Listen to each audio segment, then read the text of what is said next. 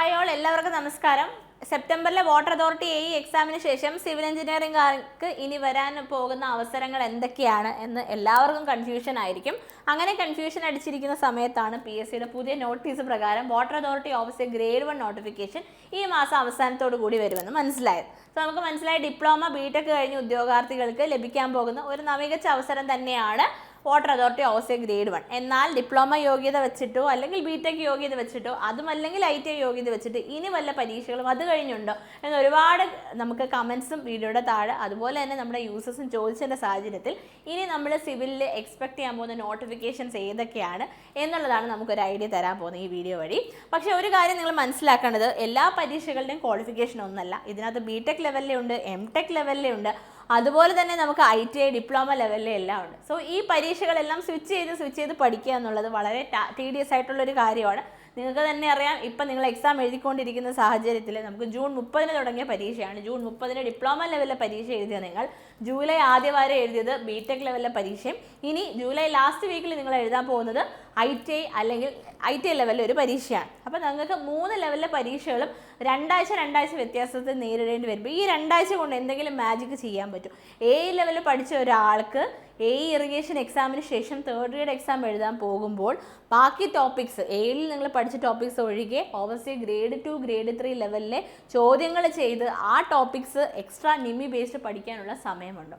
ഇതൊക്കെ നിങ്ങളുടെ ഉള്ളിൽ വരുന്ന ചോദ്യങ്ങളാണ്. ഇതെല്ലാം നിങ്ങൾ ഫേസ് ചെയ്ത സിറ്റുവേഷനാണ്. ഞാൻ കൂടുതലൊന്നും എക്സ്പ്ലെയിൻ ചെയ്യേണ്ട ആവശ്യമില്ല. ഇനി ഫ്രഷേഴ്സ് ആരെങ്കിലും നമ്മുടെ PSC എക്സാംസിലേക്ക് അപ്രോച്ച് ചെയ്ത് വരുന്നുണ്ടെങ്കിൽ അവർക്ക് വേണ്ടി മാത്രമാണ് പറയാനുള്ളത്. ഈ സ്വിച്ചിങ് എന്ന് പറയുന്നത് നോർമലി പഠിക്കുന്ന ഒരു ഉദ്യോഗാർത്ഥിക്ക് വളരെ ബുദ്ധിമുട്ടായിട്ടുള്ള കാര്യമാണ്. അപ്പോൾ നോട്ടിഫിക്കേഷൻ വരാൻ നമ്മൾ കാത്തിരുന്ന് നോട്ടിഫിക്കേഷൻ വന്നതിന് ശേഷം കാര്യങ്ങൾ മനസ്സിലാക്കി പഠിച്ചു തുടങ്ങുക എന്നുള്ളത് ശരിക്കും മണ്ടത്തരമാണ്. പിന്നെ ഒരു കാര്യം ആദ്യമേ പറയാം, ഇന്ന് വന്ന് നാളെ ജോലി കിട്ടുന്ന ഒരു കാര്യമല്ല PSC എന്ന് പറയുന്നത്.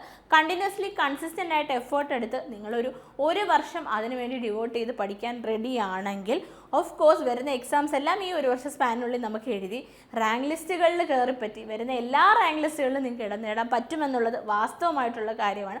പക്ഷേ നിങ്ങളെടുക്കുന്ന എഫേർട്ട് കൺസിസ്റ്റൻ്റ് ആയിരിക്കണം.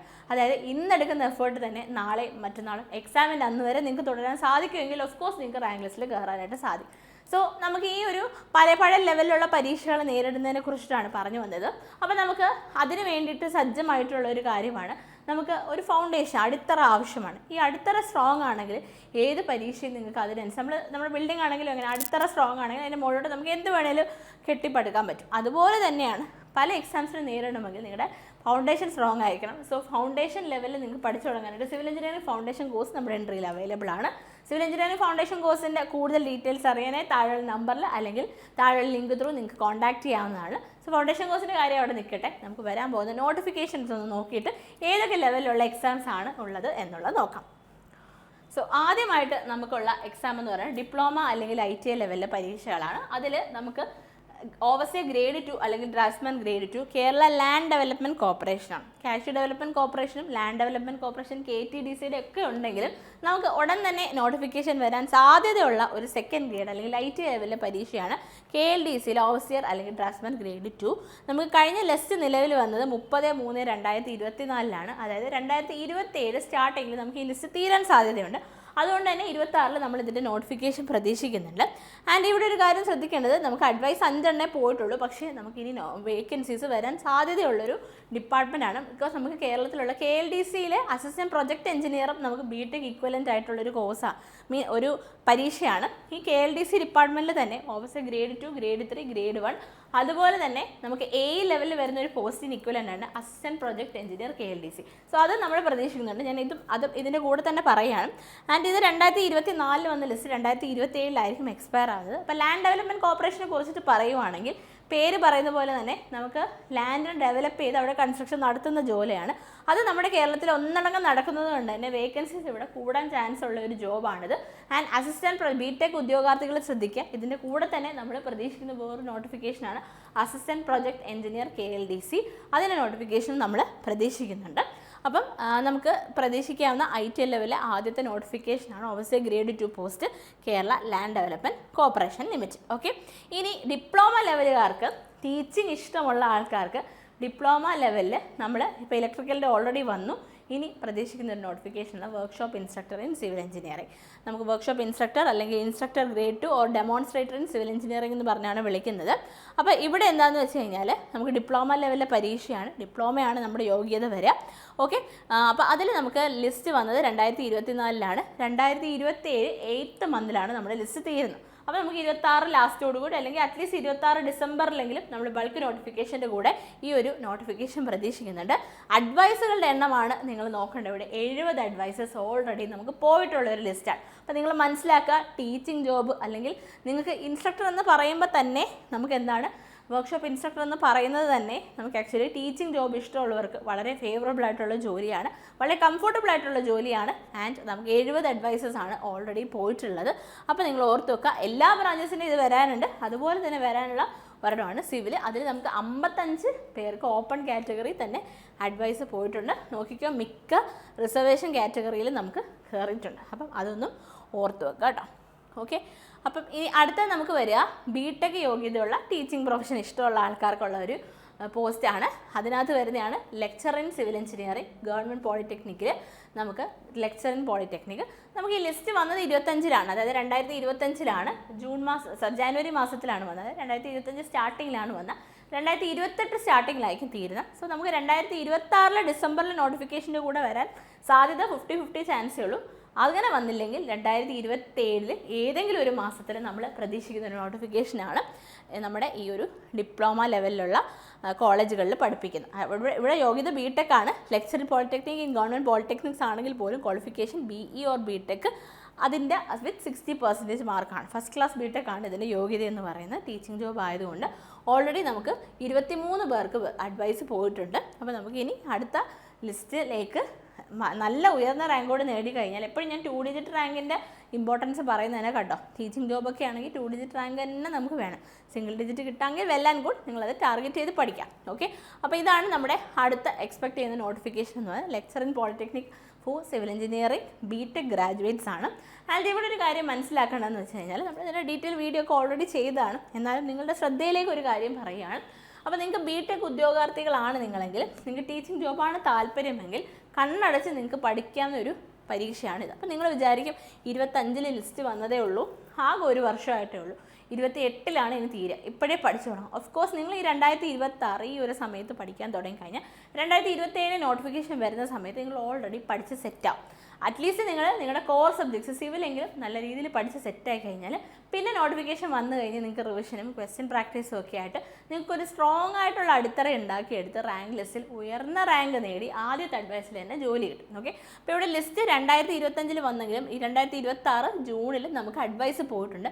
അപ്പോൾ ഈ 2 ഡിജിറ്റ് റാങ്ക് ആദ്യത്തെ ഒരു 20-നകത്തൊക്കെ റാങ്ക് വന്ന ആൾക്കാർക്ക് ഓപ്പൺ കാറ്റഗറി 15 വന്നിട്ടുള്ളെങ്കിലും നിങ്ങൾ ഓപ്പൺ കാറ്റഗറി പെട്ട ഒരു ഉദ്യോഗാർത്ഥിയാണെന്ന് ചോദിച്ചു. വേഴ്സ്റ്റ് കേസിൽ എപ്പോഴും നിങ്ങൾക്ക് ഒരു 10-നകത്തൊക്കെ റാങ്ക് വന്നു കഴിഞ്ഞാൽ ആദ്യത്തെ അഡ്വൈസറിൽ തന്നെ ജോലി കിട്ടും. അപ്പോൾ എപ്പോഴും നിങ്ങളുടെ ടാർഗറ്റ് ഏറ്റവും നല്ല റാങ്ക് നേടുക എന്നുള്ളതായിരിക്കണം.